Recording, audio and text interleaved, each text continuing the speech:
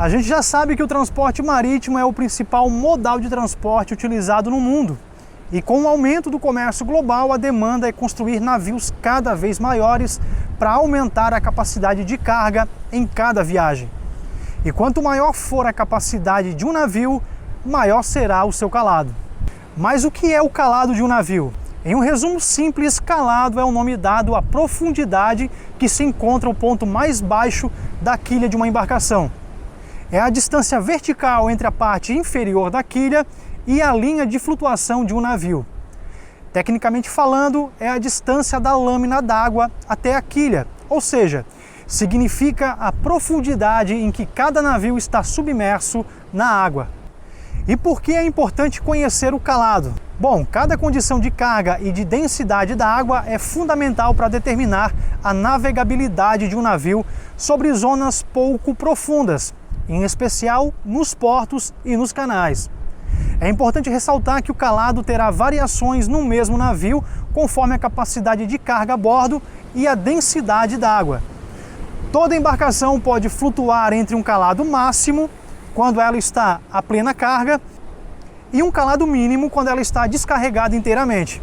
O calado acrescido de um valor de segurança, que a gente chama de pé de piloto, determina os portos onde o navio pode entrar e as barras e canais que o navio pode atravessar em cada condição de maré. Agora, se falando do tamanho dos navios, o fato é que eles estão cada vez maiores.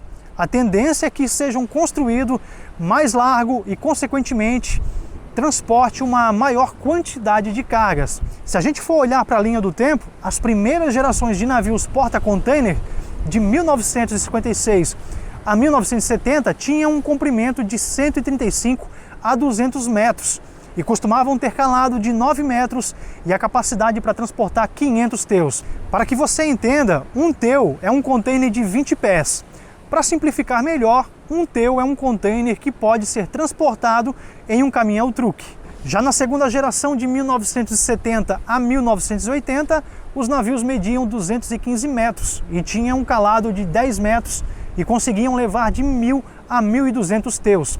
Na terceira geração, de 1980 a 1988, a classe de navio Panamax media 250 a 290 metros e o calado chegava a 12 metros. A capacidade máxima de carga era de 5.000 teus.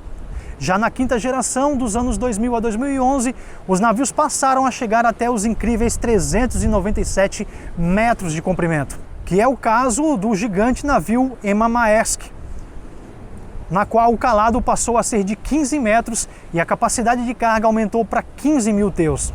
Mas isso até 2011, porque hoje em dia já existem navios ainda maiores, com 400 metros de comprimento e 16 metros de calado, com capacidade para 24.000 teus. Com esses atuais gigantes dos mares, ganha-se economia em escala no transporte, mas também exige-se investimento dos portos para poder receber essas embarcações cada vez maiores.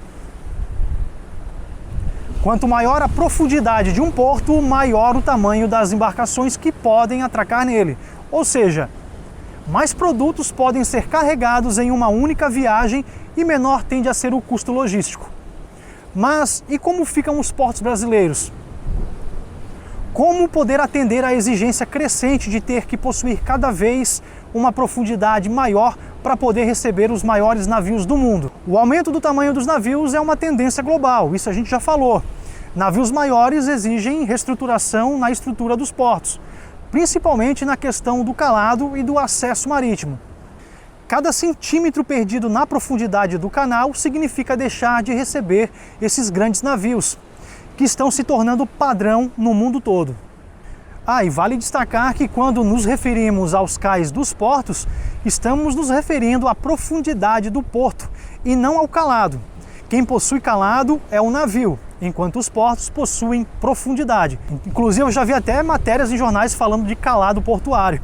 Isso não existe. Naturalmente, com o passar dos anos, a profundidade dos portos ela vai diminuindo em função do assoreamento, que acontece pela própria utilização do canal de navegação. Mas o que é o assoreamento?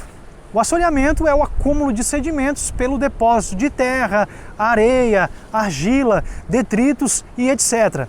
Todo esse sedimento se acumula na calha de um rio, na sua foz ou em uma baía, etc. A movimentação da correnteza, o encontro com a margem e a atuação de outros fatores climáticos fazem com que os sedimentos sejam carregados e se acomodem aos poucos.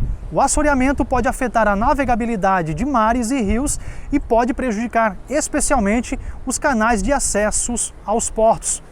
Então, devido a este fenômeno, a dragagem de manutenção de sedimentos nos portos é fundamental. É fundamental para que os terminais portuários possam receber grandes embarcações. A dragagem é um ato simples de entender.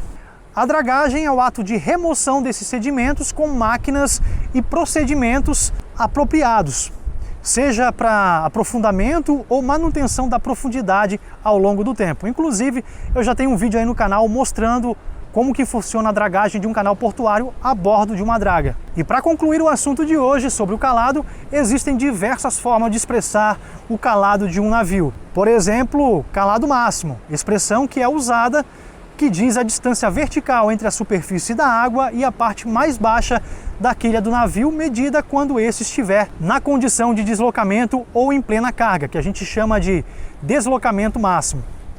Existe também a expressão calado médio, que é uma média aritmética dos calados medidos sobre as peculiaridades avante e arré.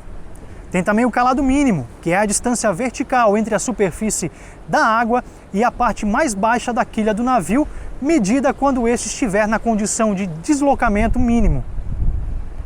Tem também o chamado calado moldado, que é a distância vertical entre a superfície da água e a linha da base moldada do casco, e é utilizado no cálculo dos deslocamentos e para a determinação das curvas hidrostáticas da embarcação. E temos o calado normal, que é a distância vertical entre a superfície da água e a parte mais baixa da quilha de uma embarcação, quando ela está com o seu deslocamento normal.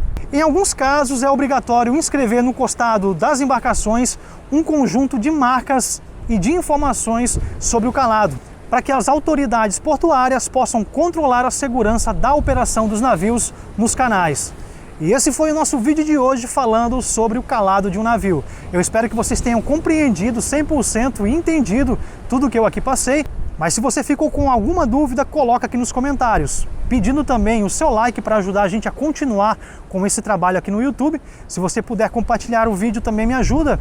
Qualquer coisa, chama a gente lá no Instagram, LeandroLS01, e a gente pode estar respondendo vocês por lá também. Um grande abraço, fiquem com Deus, nos vemos no próximo vídeo.